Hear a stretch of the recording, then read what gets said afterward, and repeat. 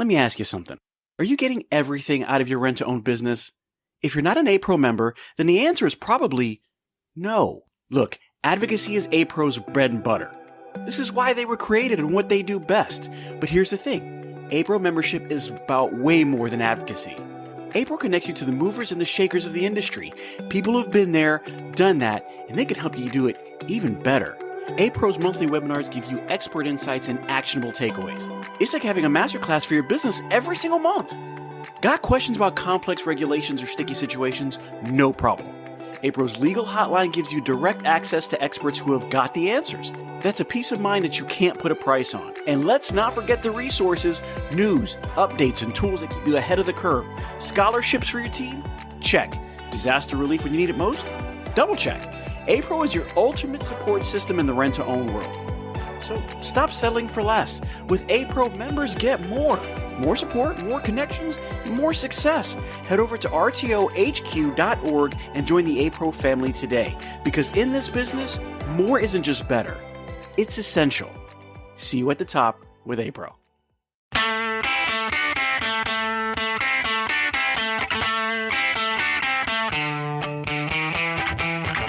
Welcome to the RTO Show. I'm your host, Pete Shau, and today I am talking to the man, John Blair.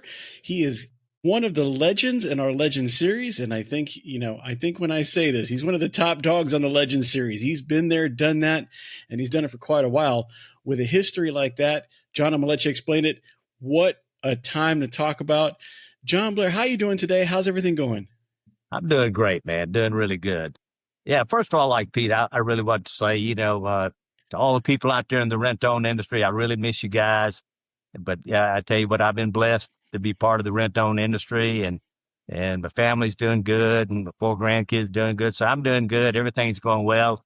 I really miss it, but then again, I've got a lot going on right now too. But I appreciate, I want to shout out to the TRIB group members and say how much I appreciated them for the last 14 years, and especially Dennis Shields for being such a great friend, and the majority of the people on the board of TRIB and the TRIB members alone that are still there and still doing well. I really appreciate it, and I just want to say thank you so much for all that you've done for me and my family. Well, I know that they appreciate all the work that you've done in your years that you were around, a lot of guidance that you gave.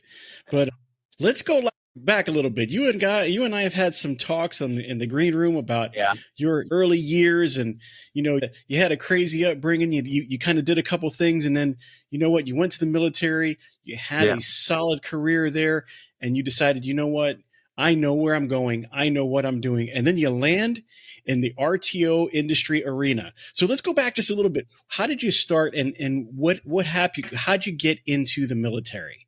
Well, my father died when I was 16. He was a retired officer in the Army. They both buried out at Fort Benning, Georgia, and my parents are. And he died when I was 16. I was a junior in high school, and I really just had no guidance, and my life wasn't going anywhere. I tried a couple of years of college part-time and working. I had to work, that was the only way I'd get by. But when you're out there and single, and to make a long story short, I got in a little bit of trouble. And I just, causing my mother a lot of burden. And I just said, I left work one afternoon and drove by the recruiting depot, and I just stopped there in front and said, and I had a really pretty good job, and and I said, I just walked in and say, I'd like to join the Marine Corps, and that was history, in '66. I knew I was going to go to Vietnam. I was a grunt, a rifleman, and everything, and so I spent my first 10 months in Jacksonville, Florida, at the Naval Air Station there. And then they shipped me off to Vietnam in late October 67 to all of 68. And I came back and was a DI at Parris Island. Then I worked as a platoon sergeant up in Washington, D.C., which I love. So if it hadn't been for the Vietnam War, I know I'd have still stayed in. But it gave me purpose in life, loyalty, dedication, and it turned my life around. I think every young man, if they're not having anything to do right now, and they don't know what decision they're going to make, and they don't want to live with their parents, they just should go into service. It's a great eye opener. You get to meet a lot of different people, see a lot of different things. So I'm very pleased that I joined the Marine Corps. I have no doubt in my mind about that. I say I want to say first and foremost, thank you for your service. I know that, we hadn't talked about that too much in the previous conversations, but let me say that. Thank you for your service and what you've done for the country. Pete. Yeah, I was asked, we got through all the services celebrating 250 years, and I do a lot of speaking engagements, and so I'm the keynote speaker for the Marine Corps Ball this year here in Atlanta area. So I'm really pleased about that. All right. Well, congratulations. Yeah, it's quite an honor. I've been working on the speech for a long time. I keep it kind of light. Got to keep it 20 minutes too. So, but I do that and certain things like that. I do it in memorial centers and national cemeteries, stuff like that. So I enjoy doing stuff like that, working with veterans and talking about my career and so on. But after I got back from the Marine Corps, I had to rent furniture. So I went to Roy Hill Furniture Rental, rented some furniture. And I didn't know anything about furniture rentals, and they just opened up in Atlanta, and I moved to Atlanta to live with a buddy of mine. And when I was in Atlanta, I was right there, and the owner of one of the vice presidents came into town, and he says, I'm looking for somebody to manage a store in Atlanta. It was downtown Atlanta, Buckhead area. And I said, well, I got a good friend of mine that would like to manage it, might come up here and live with me. And when he came up, he says, I can't leave down where I'm at. And so I just went in and said, I don't know a damn thing about furniture and lamps, but I'll give you 110% if that's what you want. And that's where I got started in the career. And, down the road, Ken Butler and I became good friends because he was with Aaron's at the time, Aaron's Furniture Rental at the time. And so we kind of got to know each other and both stayed in the industry a long time. And then when Broy Hill sold, I was up in Nashville, Tennessee, and Lowry Schrader, who was one of the chairman of TRIB Group at the time, they'd been in business maybe a year and a half, asked me if I would come down and interview for the job. And I said, well, what's the rent-owned industry, like that? And he told me, well, we rent furniture, come by, and they had about 1,500 square feet. And I said, what you rent furniture for? You rent a bedroom suite for what I rent a one-bedroom apartment for. I said, man, y'all are charging some great prices, And so anyway, to make a long story short, I think TRIB Group hired me as their first executive director because of my furniture rental background. I told them you need to get at least 4,000 square feet of the showroom space so you can have the furniture. And that's kind of the way it all started, So I was really impressed with the board of directors then. I think we only had like 17 members. And they handed me a box of accounts and said, go find an office and everything else. And they said they guaranteed my salary. I was hesitant on taking a job because they really didn't have any income coming in. So I had my first convention in Marriott, and I charged like $425 a booth space or something like that. And I had like 30 vendors come, and we only had 17 members. And after that, and I had them in different rooms downstairs. I didn't have it was at Marriott, different rooms. They walk around. They said, don't you have any more people here? And I said, well, this is it. And we probably, 2 or 3 of them only bought merchandise. So vendors were very upset and put out a lot of fires. But we started growing and getting little by little. And then when Slats came on board, Norman Slatt and the buddies came on board, he was really one that really started everything going really well. He was one of our largest, franchises. And when he went around with me to the furniture market, to Tupelo, and he would actually buy merchandise from the vendors. So it gave us a lot of trustworthy among the vendors and the TRIB group. And the Slats would go to the conventions and grab people in and say, you need to join TRIB and stuff like that. So he really helped grow the growth of TRIB. And then Daryl Tissett came along after Slats, and of course somebody else did. But Daryl Tissett and Lowry and Norman Slatt were probably the ones that really kind of got TRIB together. Daryl was more professional, got us involved with this and the accounting and stuff. Cynthia Baber was one. The Babers, she was there. Just to name a few that are still around that helped her a lot. And so we started growing then, we started getting bigger and bigger and bigger, and our conventions got bigger and TRIB became a name to be dealt with out there, so that was part of the industry that I love. Plus the camaraderie with the guys was just amazing. I think some of the biggest success of TRIB we'd have what we call our meetings of the minds at the time we started. We'd basically go to a little resort area, and we'd actually take a easel and throw up a pad and say, okay, what do y'all want to talk about? and they talk about salaries. They want to talk about, what are you charging this for? Do I have to do this legally? Well, so the gathering information really built the TRIB group, because people would they would call me and say, John, do you know any of the members that have done this or done that? And I said, yes, I do, and I'd say, oh, here's one. They'd say, and they're saving money legal wise. Say, you don't have to do that. You have to do this. So the camaraderie was there, and it just really grew. When Slats came on board, I call him Slats, Norman Slats, it's buddies. He said, what can I do for you? When I was executive director, the main thing I wanted to do was have committees for furniture, appliance, electronics, and service, because I was making the decisions at the time on who we would be a vendor and who would not be a vendor. And a lot of vendors some of the vendors, not a lot, would say, why aren't you taking up mine or whatever? So once we made one of the board members chairman of one of the furniture committees or one of the appliance committees, and maybe had 2 members to serve on the committee, which is like 4 of us, the decisions were made as a group. So if a vendor got turned down, it wasn't because John Blair turned it down, it's because the committee turned down because the program was not good enough. And then we decided to, Hey, John, who was on those committees? Like when you created these committees at first, who was on these committees, and what kind of different committees did we have? You're talking about in the 80s, so you're talking about David Blevins, Lowry wasn't on it, Slats, Daryl Tissett, even most of them, they go back so long. Some probably, Cynthia Baker was on the committee, and Dennis Shields was one of the vice presidents of TRIB at the time, and he was on the committee, and Paul Baruvian. They were just chair, and then members that were members, the franchise, we'd ask them if they want to be on the committees, and we had no problem with volunteers. We pick up 2 members where you can be on the appliance, furniture, electronic committee, and 3 of us would get together, 4 of us, including myself. And we started setting up meetings in Atlanta area where they would come in, and we'd set up time and dates like they do now. We'd present their program to us, and then we go back and after they're gone, inform them whether we voted to have them in or not to have them in, And even every year they're required to do that, and we have to vote whether they should stay as a vendor. If they're not doing 30% of the TRIB members' business, then maybe that product's really not the best for the member. That's the way. I don't know how it is now because I've been away from it so long, but that's kind of the way we started. I kind of instigated the idea of like, why don't we all wear the same colored shirts when we go to APRO? So, and we found out, well, we're a huge part of APRO. The TRIB members are, when you walk around and see all red shirts or all blue shirts or whatever on the day, you realize he was a TRIB member. So it really brought a lot of, to the TRIB group, and so we just grew and grew and grew. And then we kind of partnered up with APRO to grow the industry alone, and to make it all in one. And so everybody works closely together, APRO and TRIB, and even nationwide at the time. And so the industry has been very sharp and very growing. I'm very pleased the way the direction of the industry went. And they still have that in the industry. They still have the camaraderie. The people are still friends.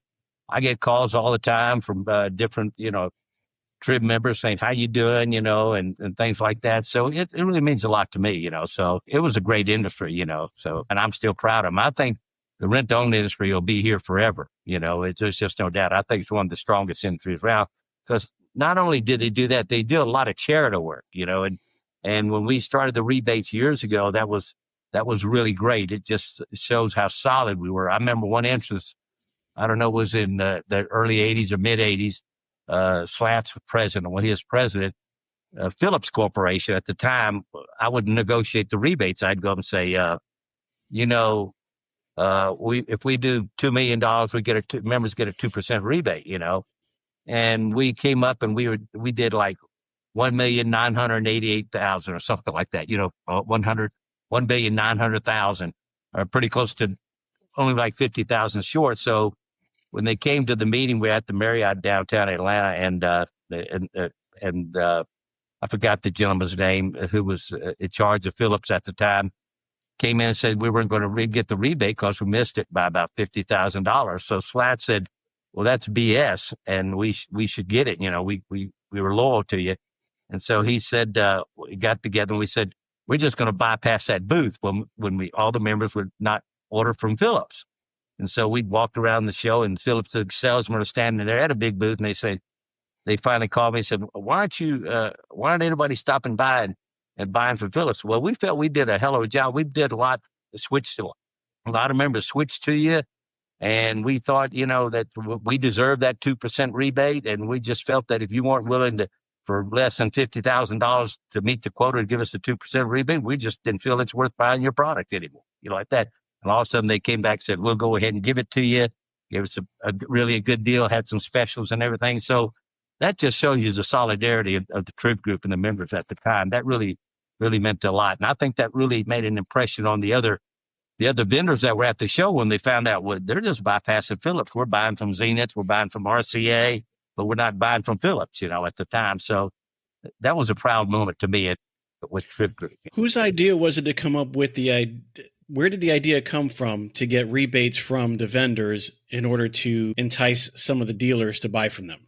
Gosh, I don't know. We did it as a board. The TRIB board members came up with it. I don't know who came up with it. It was Slats or one of the board members brought it up. I can't remember, but it was brought up at a board meeting that if we could do this volume of business, that we should get it. Of course, we knew at the time, you could tell at the time that if we did something like that, we knew we'd have to really work hard on the pricing because they were going to increase the pricing 2% when they hand us a new pricing to cover the rebates that we possibly would get to them. You know what I'm saying? I mean, the funny story was we had I forgot what company it was at the time.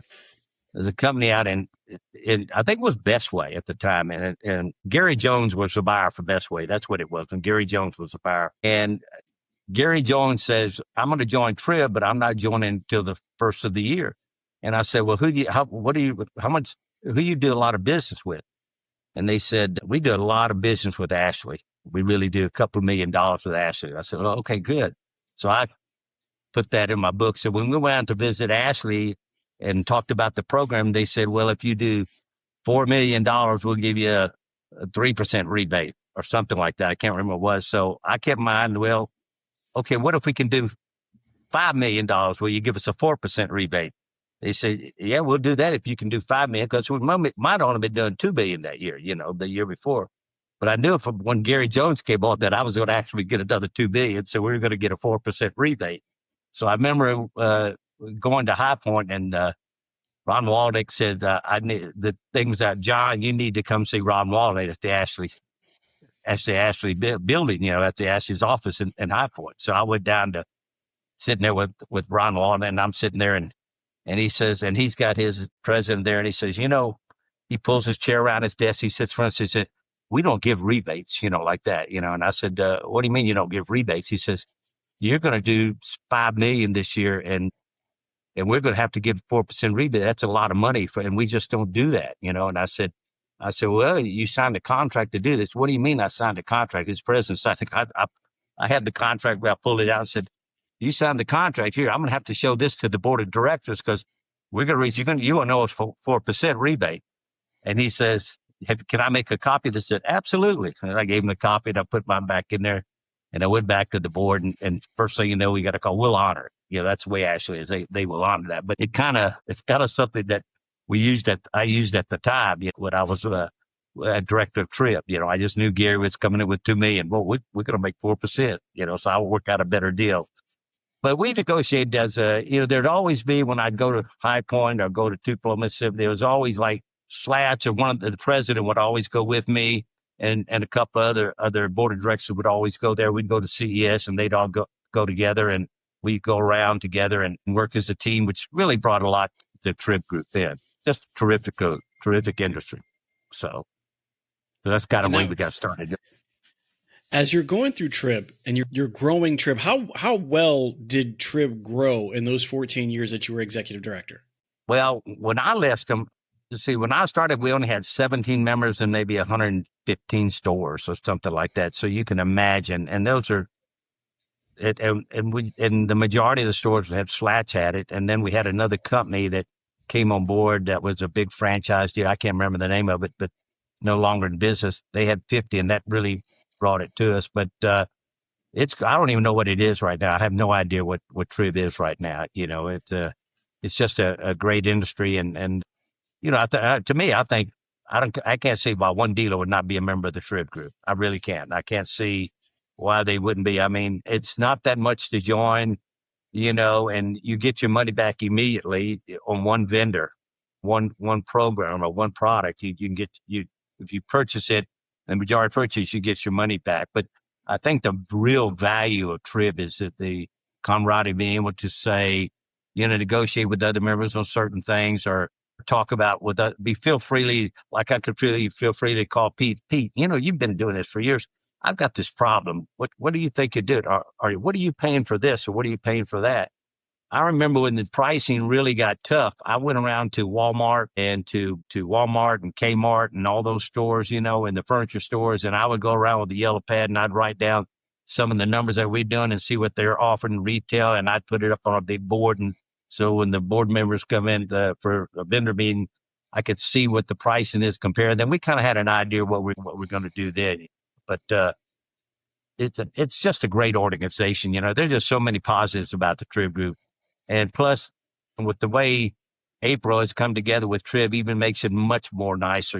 At the time when I was going through that, there was this little ill feelings between TRIB and APRO. At one time, APRO flew into Atlanta to think about purchasing TRIB, and this was in the early.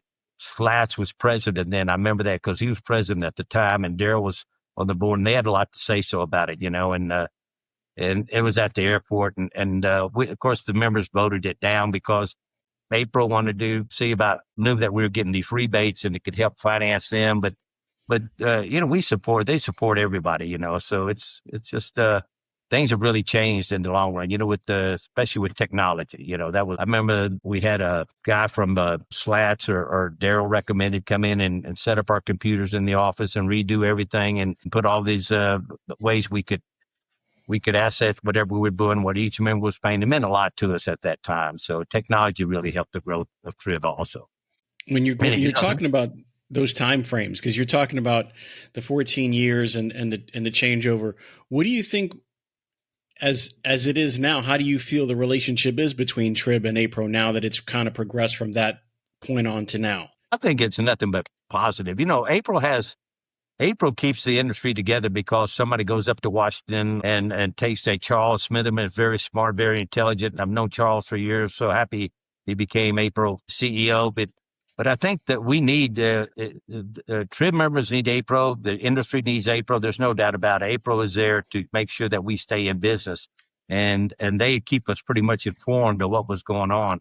And we've always supported APRO. I mean, that was on the big. I remember us giving money to APRO when we were managing our funds. We'd give $2,500 to APRO, whatever.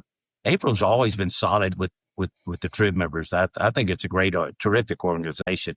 Got great people running it. A lot of people that are on the board were on the TRIB board at one time.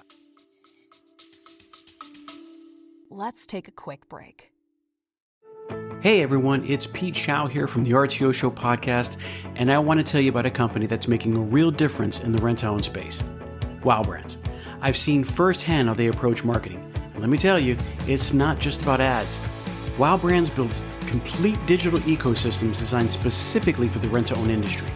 Their e-commerce and lead generation strategies are built to bring in qualified leads. And did I mention that they are actively working with the rent-to-own industry while also being members of APRO and TRIB? Listen, these folks are passionate problem solvers. They don't just slap something together. They design, build, and scale the kind of digital retail tools your business needs and your customers actually want. So if you're serious about growing, reach out to Wow Brands at wowbrands.com. I trust them, and I think you will too. I think it's a great organization. I think they work well together. Talking about going back a little bit earlier on, you were talking about some of the different vendors, whether it be RCA, Zenith, Ashley, whatever the case is. As you started, you said there was only a select few vendors that were there. How did you go about getting those vendors to come on the TRIB to be available with the rebates and what they do to the dealers? Well, I think the way that all came on, now that didn't come on at once. It took time. It took the period of time. I think I'd say the first 7, 8, 10 years of TRIB was really a building the confidence of the vendors to build confidence that TRIB is a strong organization that's not going nowhere. And that took time. When we do our annual shows and everything, we would really honor the vendors and they'd see the honor of the vendors. And these things take time. And what Dennis has done is really just taking it to the next level, because Dennis, to me, is a very smart individual. and he takes it to the next level. And I think it just, I went as far as I could. I think I went with him, and then Dennis took over and just took it another step further. But it took time. I can't say it's when you go in and you show loyalty to the vendors, and the word got around that TRIB is loyal to the vendors. When they pick up somebody, they support the group. They buy the product from the group, and that's what really what it was all about. Is that if we picked up a vendor, we're going to buy their product. And even though when you're at the shows, I'm sure Dennis been through this, some vendors that you have come up and they say, well, I'm not getting that much business. And I would always say in a very nice way, well, maybe your product is not for the rent-own industry. Maybe that's not what we need in the industry, because some vendors would have certain things, and we might have thought it was good and try it. And we don't most likely tell them, well, we'll give you a shot. But if it doesn't work out, and we feel if you're not going to do that amount of business with TRIB, then maybe the product is not there, for you, like that. And then I think the industry, the vendors got where they had so much confidence in the TRIB members that just carried on, and the word got out. Well, you need to be a TRIB vendor if you're going to grow this industry. You need to go see Dennis, and you need to see if it's worthwhile, and see if you can't get an appointment to see if your product's worthwhile having it. But you have to have a product that's going to appeal to the TRIB customers and everything else, and that's what the key is. And it's, to me, I've always said, keep it simple. If you keep it, just got to keep it simple. The pricing, the product, and everything, and offer only so many SKUs of it. Whoever thought purses would be a product that we would have? Whoever thought we'd sell lawnmowers? Whoever thought we sell this, or we thought we'd do that, or rent this or rent that? But those are what your customer needs. They need a grill. They need a lawnmower. And I remember going, and I visited a lot of TRIB members during my time. I remember going to Colorado, and it was American Furniture. I walked into their showroom one time, and they had everything. It was like a retail store. And in the middle of the store, they had gifts for the customer to purchase. And they were basically giving these small gifts away, but they were for the kids. And they had it right in the middle.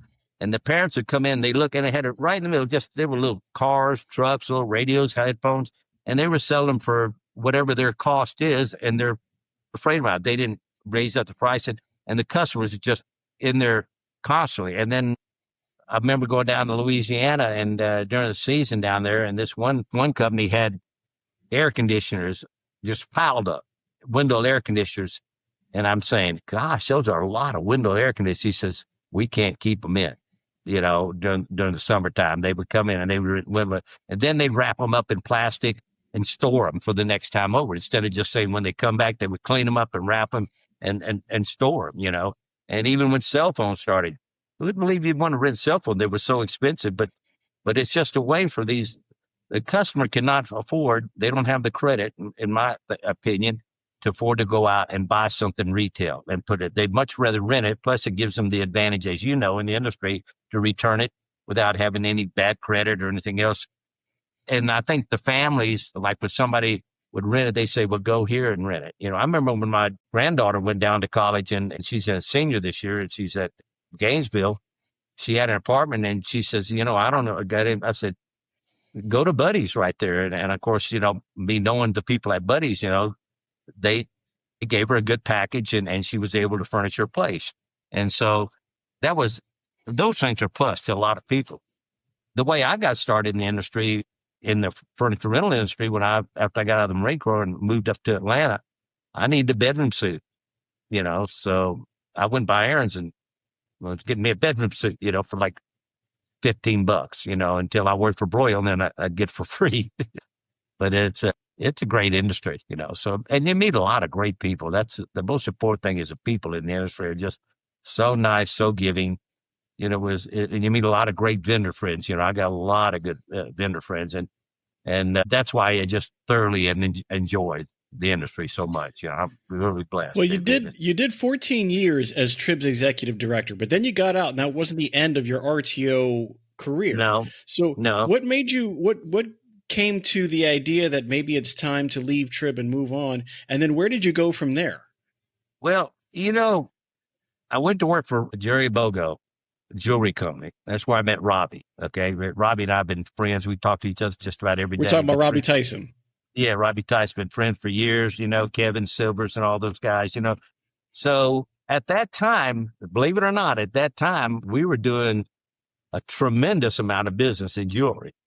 And so I just knew at this time, it was my time I felt that I could make more money in sales, and which I did.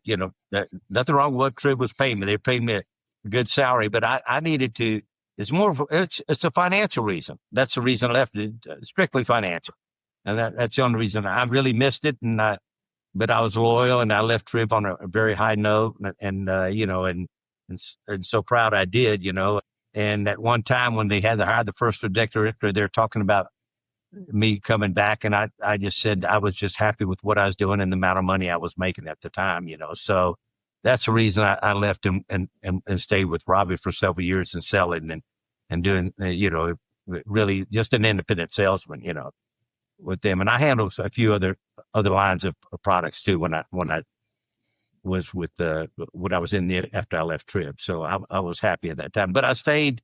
What was joy about it? I stayed with with close camaraderie with all the TRIB members. So it was easy for me to sell because I already had established my relationship with the TRIB members, and a lot of them came on board and purchased from me and helped me and increase the business. And that's the way I made money.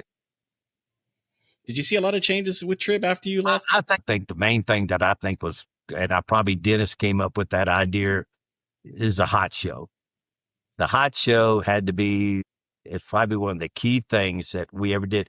When we were with TRIB, when I was at TRIB, we approached taking one product and do a quantity buy and buy all of them out. But at that time, you just couldn't get all the members to commit to buy that amount of product. Like say if Ashley came up and said, look, I got these bedroom suits or RCA or Zenith, or somebody came up and said, I've got, or Rourke would come up and say, Rourke wasn't with me at the time, but Rourke come up and say, I've got, 500 stereos or 2,000 stereos I need to move at this price. Could you buy them? I don't think we were at the time where we could actually do that at the time, because the industry was starting to change. When Borg Warner, a lot of people know who Borg Warner is, when they started offering more money to the TRIB dealers, because of their finances, and they started, like, for instance, some of the members that I knew, they would say, I only need $100,000. Borg Warner is going to give me $500,000. It was tough trying to pay that revenue back if you're in the store. Instead of taking that money, should have just took 100. And really, it really damaged some of the TRIB members that had been there for a long time. But very few, not too many that did that. But I think it's put a reality on what was going on and the way that what Borg Warner did. And then they had their own stores and stuff. So they finally went away. But there was just a lot of crazy things going on through that time of the industry. So, talking about changes and talking about things new, what were some of the advancements that you saw happen in the rent-to-own industry in your tenureship over the last few decades of rent-to-own? What were some of the things that you saw came in, changed the industry for the better? But what are some of the other things? And I wouldn't say just product, but as it was coming up, were there any huge changes that happened along with it? I think that the that you could say, wow. If furniture really grew. When I was there, furniture started being a 35% of their business. Furniture really grew. Appliances are always going to be there. Everybody needs appliances, and electronics. When the electronics really started changing, I remember the big boom boxes you put on your shoulder and walk around, and all the bells and whistles and all that came to light. And then all of a sudden that disappeared, and we started getting in, more of a contemporary look in electronics. But when you get to bedding, but I think the biggest thing, I don't know if Ashley did this or not, but when they started saying we can drop off a sofa, a chair, 2 lamps, and 2 end tables, instead of just taking in 20 bedroom suits, they were able to order in groupings that they can put on their showroom, or what they know that would really go. And I think that was a big success story on that. And in other words, instead of trying to bring in several different items in one truckload, the groupings really made a lot of difference. and Bill French could probably tell you that. He's been there for years now. I'm so proud that he's still there and working the well. The great Bill French. He's been doing it for years and years.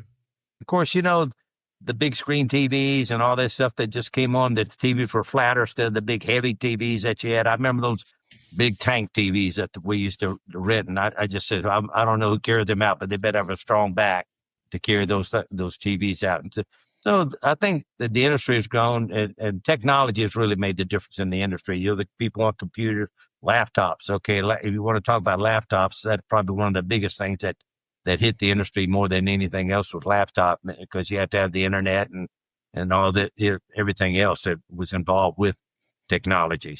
That to me, that was a big. I think technology had to be the biggest part of the growth of everything. And so you said you were the first director of the TRIB group? Special director. They had I can't even think of his name, but they really, one of the co-founders, I can't remember his name, Lowry Schrader was one of them, but this other gentleman was one of them. The name just passes my mind. He was involved with it, and but he was more or less one of the co-founders and the director. But they needed somebody to come in and management and set up these shows and somebody to professionally management and my management skills brought that into the industry and talking and doing the programs and setting them up. It was a challenge. It really was a challenge at the time, but it was well worth it because, and I really had no idea about even being they had me come down to Atlanta and interview along with other people to interview for the job at the time. But when I sat there and was listening to these guys, and there must have been 9 of them there, that were on the board or whatever. We used to have 11 board members or whatever, or 13, but at the time, just listening to their success stories and listen to I was so intrigued about it, And I had to be honest with you, in the beginning, I'm thinking, if there's some way financially I could get my own rent-to-own store, this is what I need to do is listen to these guys and then go find where I can get my own rent-to-own store. And I had that opportunity with Borg Warner, and I'm glad I didn't take it, but they came in there one time and offered me like 5 stores out of Macon, Georgia. And I lived up here in Atlanta area. And that was a drive, 2-hour drive with the traffic to go down there. And they said, because of my background, basically with Broyhill, I was a vice president of sales and management. I was a manager. I managed like 27 locations, and had 5 states, Kentucky, Tennessee, Georgia, and Alabama, before Broyhill sold the furniture rental business. And I basically was interviewing with Court and some other industries and decided to take an opportunity with the rent to own, which I'm glad I did. But, that's been my background, the furniture rental background. I even at one time, Kim Butler offered me a job and I just said, I said, no, I didn't really want to work in that area, but, it was just when I sitting there listening to talk to him, I'm thinking, boy, I need to get in this business. Cause at that time, and a lot of members, they just mortgaged their house and it cost them maybe $100,000 to get in rent to own business. And with the mortgage of the house and payments, and Borg Warner was loaning money and they were going to give me like 98% financing. But my kids were in school and I just couldn't drive all the way down there and back every day, and I didn't want to move to Macon at that time. So I was comfortable where I lived. You make decisions that at that time you think it's best for the family, and that's what you do. And that's what I did. I have no regrets there at all. Matter of fact, I'm probably glad I didn't go with them. I'd probably be bankrupt and owe everybody money right now. So when you left TRIB and you went to the jewelry sector, how long did you stay there? Only about 3 years and 3 or 4 years, and then jewelry went out. It only lasted, it was going, everything's up and down, but it went in and people are doing jewelry. Now, Robbie Tyson's still into it, but it was huge at the time. It was just huge putting it, people wanted it that bad. But then the prices of gold, I think, caused the price of gold went up. That's what really, I think, caused it down for the rent-on jewelry business, because we were doing a lot of chains and different things there. And I was mainly making good money on commissions and stuff there. And so I was sitting at, the business as it was going under. What happened was it in 2000?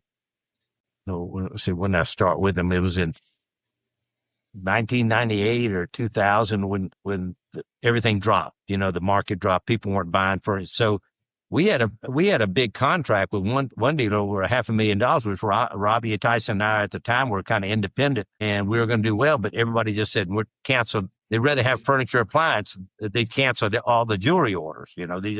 Everybody just canceled. There was a time when the market hit or whatever. I can't remember exactly when it was, but that was at the time it did it. It was it was probably, let's see, can't remember when I left TRIB in 99, I believe. So it was in the early 2000s when all that happened. And, so I basically didn't have a job, I'd had a job, but I wasn't making any money. And I got a call from, PTS Benefit and Financial Services and from, Tony Farrell about taxes. And he lived in, there's companies in Calhoun, Georgia.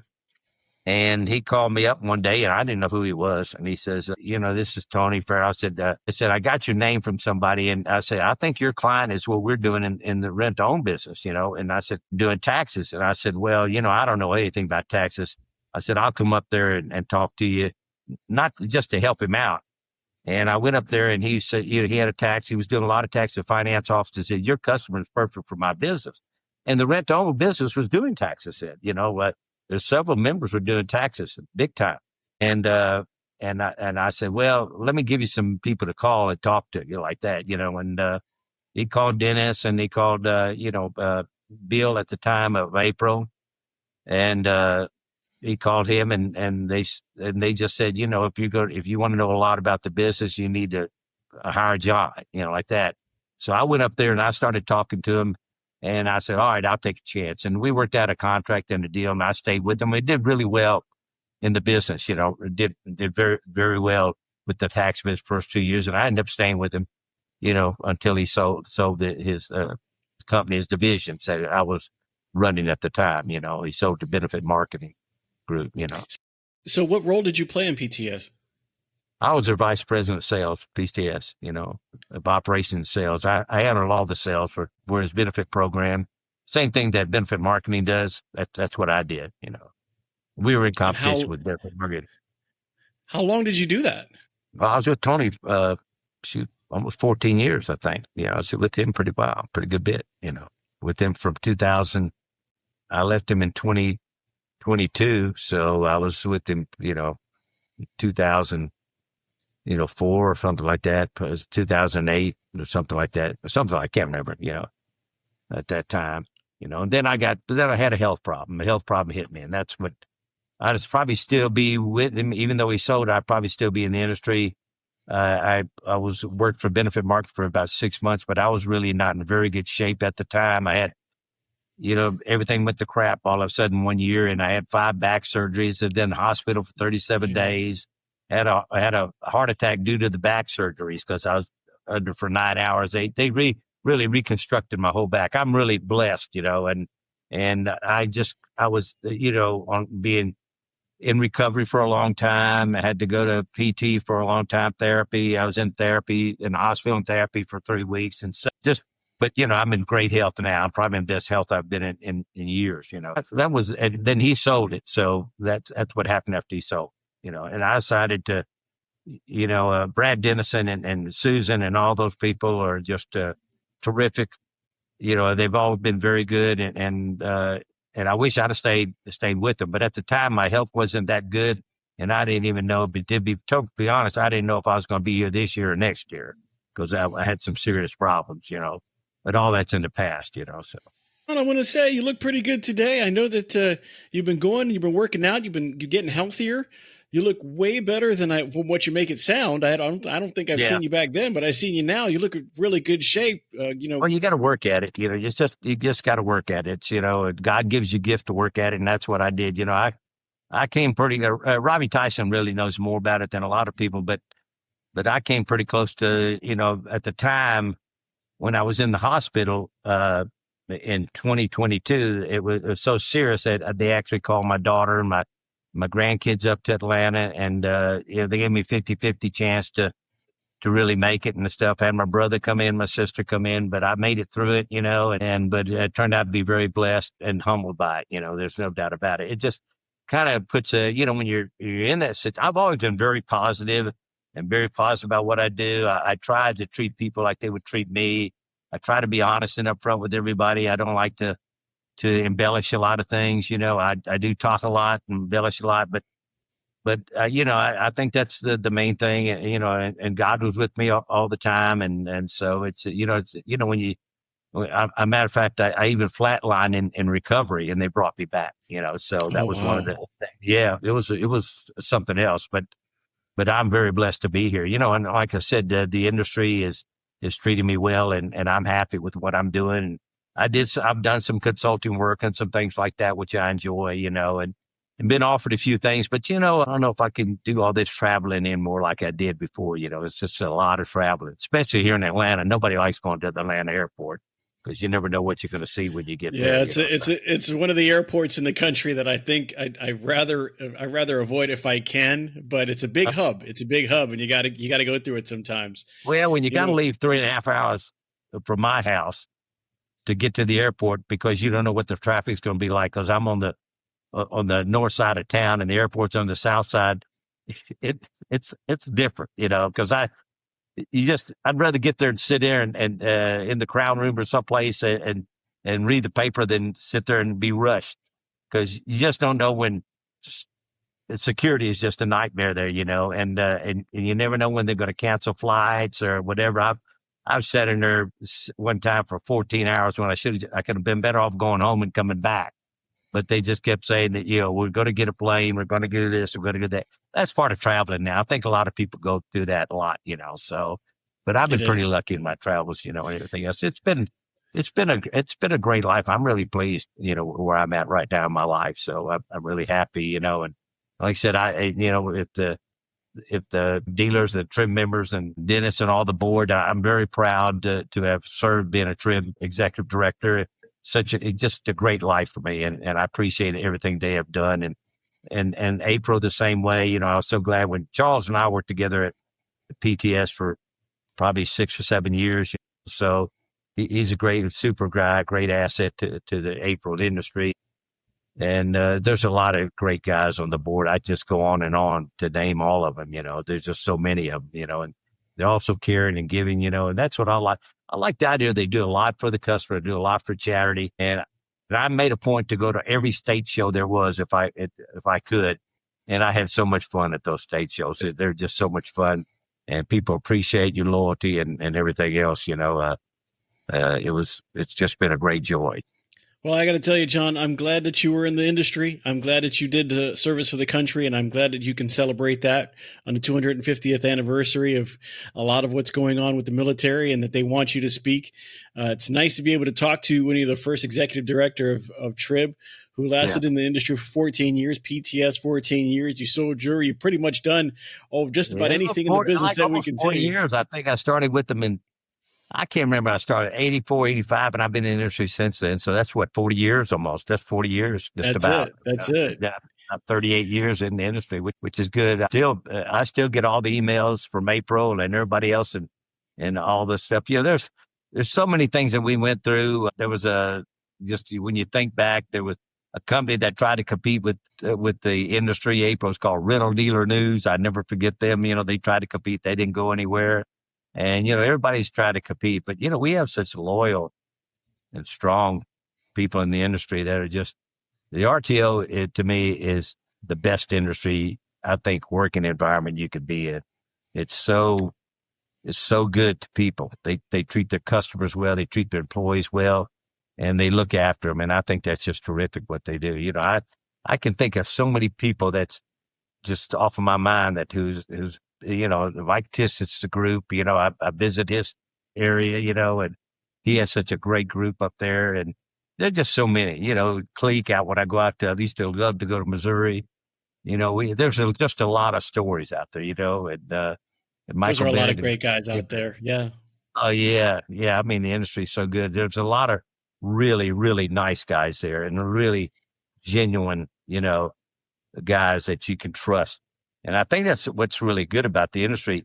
You can trust people. There's a lot of people you can't.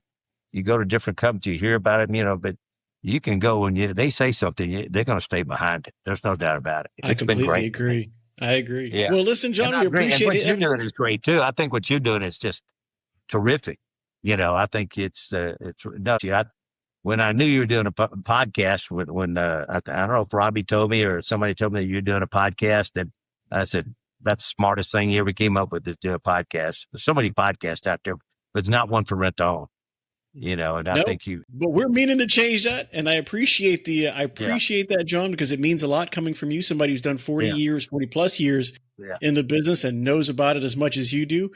Guys, I appreciate you guys being here with us. John Blair has been an amazing guest, kind of telling us what's going on from the beginning of April from TRIB to now, and all the intricate details of how and who and what happened in between now and then. I tell you, if you guys have any questions, please feel free to reach out to the podcast. Hit us up on the email at pete@thertoshowpodcast.com. Feel free to also go on the website. It's www.thertoshowpodcast.com. You can check out there, see who our sponsors are, get into some swag, get a shirt, get a couple of things, get a hat for when you're out there in the world. And remember that you can also go on there and see some of the shenanigans I've been able to get into. You see some of our YouTube videos. We do appreciate those. Also, you can hit us up on social media. We have Facebook, Instagram, LinkedIn, YouTube, where you're going to see this. And John, I really appreciate your time. I really appreciate you being here with us. And I appreciate the service that you've given us and our country. And I'm going to tell you guys, as always, get your collections low to get your sales high. Have a great one. That's exactly right.